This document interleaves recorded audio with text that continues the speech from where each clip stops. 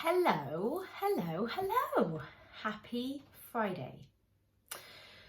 So this week, I've really noticed how the majority of what I coach on with my clients is negative emotions, how to deal with negative emotions. Because as a society, we don't want to feel negative. We really avoid our negative emotions at all costs. And the result of that is actually creating us more negativity. It's not creating less. It's not making us feel better.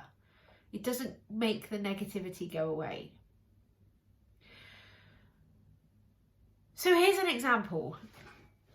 I was coaching someone this week who needed to have a difficult conversation. And what they perceived to be a difficult conversation. His thought was, I don't want them to be upset. So when he thought, I don't want them to be upset, that made him feel nervous. So when he felt nervous, he delayed the conversation. He avoided the situation completely. And then after a couple of weeks, then he started to beat himself up and criticize himself. I should have done it sooner. I've left it too long. This is unprofessional. And actually, the result of that was he created more negativity for himself. He created more upset in his mind and in his body because he didn't want to feel the nerves of that initial conversation. So the same goes for your cravings, right? The same goes for when we reach for alcohol or sugar or scrolling on social media. We want to feel better. It'll make us feel better, creates the urge to do it. We don't want to experience that urge, so we try and avoid it and get rid of it by eating or drinking or scrolling. Then we judge ourselves and beat ourselves up and criticize ourselves for doing it. We feel sick, we feel irritable, we put on weight. So the avoidance of that initial discomfort of the urge and the craving creates more discomfort. It creates more negativity. It's not creating less. So in a world where we're constantly trying to avoid our negative emotions, we end up creating more negativity for ourselves.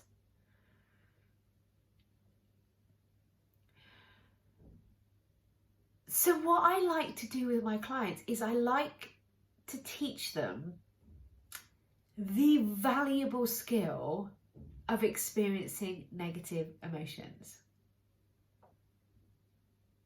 Any emotion, actually, whether you want to label it positive or negative, is just a vibration in your body. It may be unpleasant, but it's actually completely harmless. Only we don't learn that it's harmless because we don't allow ourselves to experience it. And I find this to be true for me as well. When we learn how to experience our negative emotions, we have so much more capacity to feel our positive emotions. And here's another example of this. I recently met a friend of mine in London. I have never met her in person. We went through our certification together, and she was coming over to England to visit family. She's like, we're going to be in London. I'm coming up for the day. I was nervous about meeting her. I'd never met her in person before, so I was a little bit nervous. I was a little bit anxious, and I did it anyway. I experience nervousness, self-doubt, anxiety on a daily basis. I experience that emotion and I don't let it stop me. I work in spite of that emotion being there. I feel it and I do it anyway. So what this then enabled me to do is when I was in London and I was with her, when I then said goodbye, my heart was so full of joy. I had spent the most amazing day with her, really connecting, really present, and it made me feel so incredibly amazing at the end of it. So much so that as I walked away, I had to hold my heart because it was so full. For a few minutes, it felt like I just needed to embrace it, experience it, and support myself through it. And the reason I have the capacity to feel that joy, to really experience it, is because I'm also able to experience the negative emotions. Because when we try and avoid one, we end up avoiding the other. So when we reduce our capacity to feel negative, we're also reducing our capacity to feel positive. But when you expand one, you expand the other. And when we realize that it is simply a vibration in our body, it doesn't have to stop us. When you work through that emotion and you do the task anyway, so you make the phone call, you have the conversation, you give the presentation, you go to the new club that you want to attend, you start a new hobby that you want to start, you go to that town that you've always been nervous to visit. When you overcome those emotions, the other side of that builds so much self-confidence, because you realize that you can experience something and not let it stop you.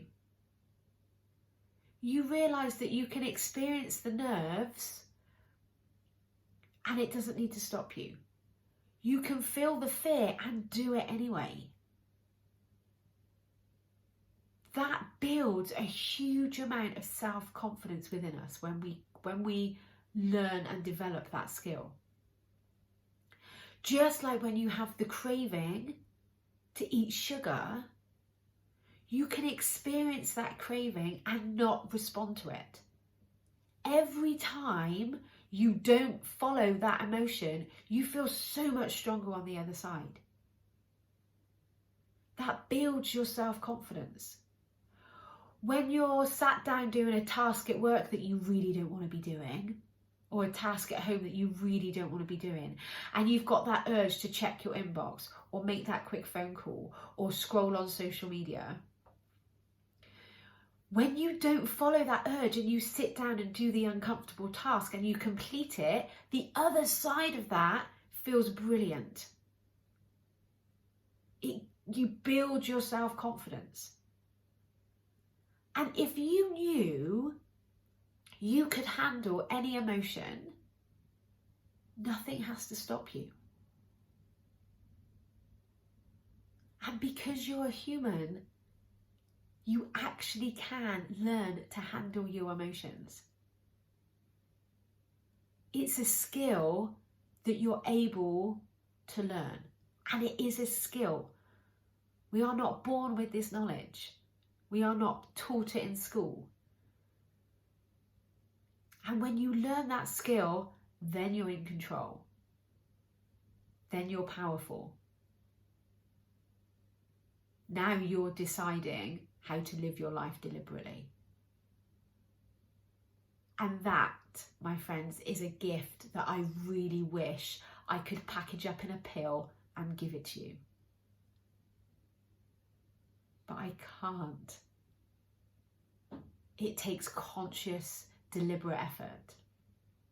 It takes the courage to become aware of what you're currently saying to yourself and the habits that you're currently taking. It's having the commitment and the determination to decide, right, I'm not doing this anymore. I don't want to live like this anymore. I am ready to change. And if you're listening to this and you're ready, I can help you. So please get in touch, because this is what I do for myself and for my clients. Have an amazing week, and I'll speak to you again next week. Bye.